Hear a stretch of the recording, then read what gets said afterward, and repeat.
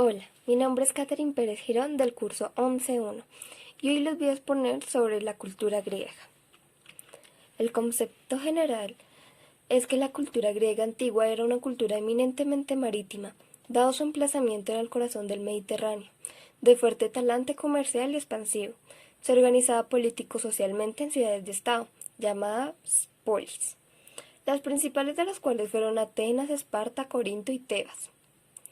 Su territorio podía clasificarse en la Grecia continental, la Grecia insular y la Grecia asiática. En todas sus ciudades se hablaba en el griego, y cultivó ampliamente la filosofía, las artes, la política y la guerra, a pesar de la evidente fragmentación política de su civilización. Los griegos tenían conciencia de ser un pueblo único y singular.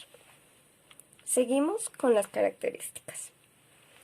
Primera, tenían una religión politeísta, de imaginario vasto y complejo, que rendía culto a numerosas deidades mayores y menores, reunidas en el panteón olímpico.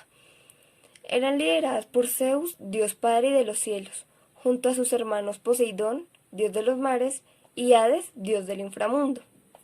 Segundo, en sus ciudades se practicó la esclavitud a pesar de ser los inventores de la democracia, y de que el nacimiento en familias de abolengo no representaba realmente ningún beneficio particular en la polis.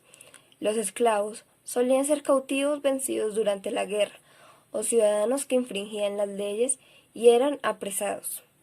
Tercero, a diferencia de otros sistemas esclavistas, los esclavos no eran tratados de manera infrahumana, sino que formaban un estamento inferior en la sociedad griega, y estaban al servicio de sus amos, pero obtenían un pago por su trabajo, dádivas, y pudiendo formar una familia en relativa libertad.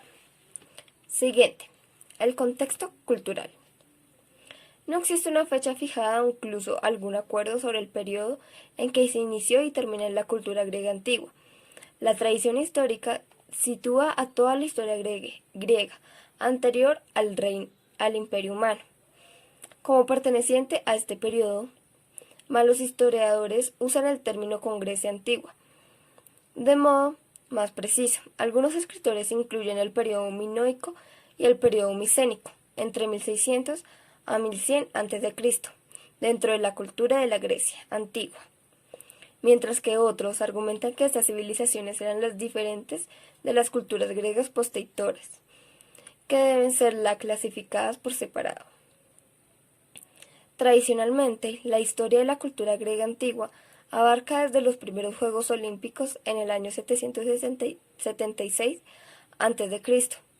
Algunos historiadores extienden el comienzo hacia el año 1100 a.C., hasta la muerte de Alejandro Magno en el año 323 a.C. El siguiente periodo es el del helenismo. Contexto literario. A los griegos se les debe la creación de los grandes estilos literarios cultivados aún en nuestros días. La poesía épica se inicia con la Ilíada y la Odisea. La poesía lírica aparece en la Edad de Oro y reconocen entre sus mejores representantes a Alceo y al apoteísta Safo, ambos de Mitilene, en Asia Menor, y a Píndaro de Tebas, el más amado de los poetas helenos y cantor de los vencedores en los Juegos Olímpicos. Las obras didácticas finalmente encuentran a su mejor expresión en la Teogonía de Hesíodo, en la época arcaica, cuyo conocimiento resulta indispensable para la comprensión de la religión y la vida en la Grecia primitiva. Autores representativos. Primero, Homero. Poco se conoce de Homero. Es posible incluso que no existiera como tal, sino que sus obras se traten de recopilaciones de tradiciones orales. Habitualmente se admite que Homero vivió aproximadamente durante el siglo VIII a.C. y que fue el autor de la Ilíada y la Odisea. Segundo, Sófocles. Nació en Colono, cerca de Atenas, en 496 a.C. y murió en la propia Atenas en 406 a.C. Poeta trágico, fue autor de más de 100 tragedias como Antígona y Edipo Rey, pero solo se conservan completas 7 de sus obras. Del resto solo se conocen fragmentos. mencionados por otros autores. Esquilo es el dramaturgo considerado como el primer representante de la tragedia griega. Esquilo era natural de Eleusis. Sus obras a menudo tratan de la guerra. Él mismo participó, entre otras, en la batalla de Maratón contra los persas. Solo se conservan 7 de sus obras y algunos fragmentos.